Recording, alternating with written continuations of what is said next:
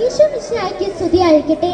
പ്രിയപ്പെട്ടവരെ, ഇന്ത്യയിലെ വർത്തമാനകാലത്തിലെ ഏറ്റവും ക്രൂരമായ വന്യമൃഗാക്രമണവും നരഹത്യയും മണ്ണിൽ പണിയെടുക്കുന്ന ലക്ഷക്കണക്കിന് ജനങ്ങളെ തകർത്തു കളയുന്ന വന്യമൃഗാക്രമണത്തിലേക്ക് വെളിച്ചം വീശുന്ന ഒരു കൊച്ചു മോണാക്റ്റാണ് ഞാനിവിടെ ഇന്ന് അവതരിപ്പിക്കാൻ പോകുന്നത്.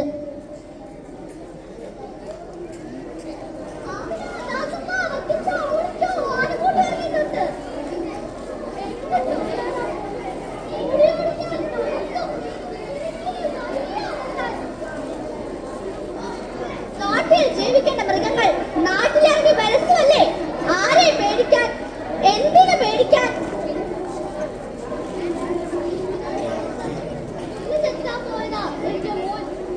കൈയും കാലും നെഞ്ചും തലയുമെല്ലാം ഇല്ലതേറ്റില്ലേ?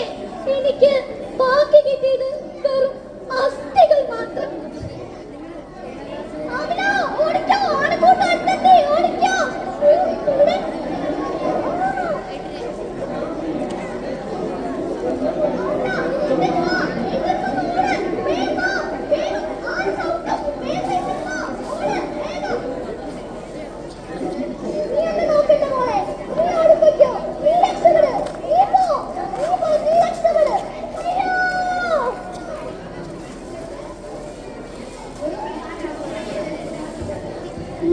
നമസ്കാരം, എല്ലാവർക്കും റിപ്പോർട്ട് ന്യൂസിലേക്ക് സ്വാഗതം.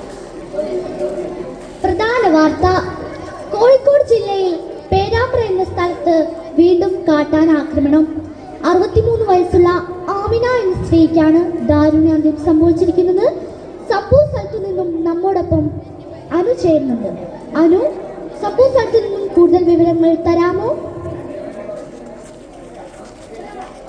ഓക്കെ, വളരെ ദുഃഖകരമായൊരു അവസ്ഥയിലാണ് ഇവിടെ ഉള്ളവർ നിൽക്കുന്നത്. വളരെ ദുഃഖമായിട്ടാണ്. നമുക്ക് ഇവിടുത്തെ പ്രവേശവാസിയോട് തന്നെ കൂടുതൽ വിവരങ്ങൾ ചോദിച്ച് മനസ്സിലാക്കാം. എന്താണ് ചേട്ടാ ഈ ഒരു സംഭവത്തെ പറ്റി പറയാനുള്ളത് നിങ്ങൾക്ക്? ഈ സംഭവം നടക്കുമ്പോൾ നിങ്ങൾ ഇവിടെ ഉണ്ടായിരുന്നോ? ഓരോ മനുഷ്യരും കാട്ടുമൃഗങ്ങളാൽ കൊല്ലപ്പെടുമ്പോൾ നിങ്ങൾ മാധ്യമങ്ങൾ ആഘോഷിക്കുകയാണ്.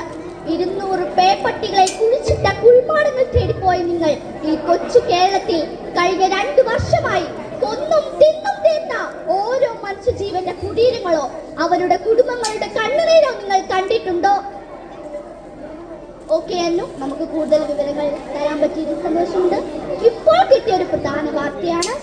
മലപ്പുറത്ത് വീണ്ടും പേപ്പട്ടി വിഷബാധയേറ്റ് ഒരു പിഞ്ചു പൈതലിന്റെ ദാരുണ്യം സംഭവിച്ചിരിക്കുകയാണ്.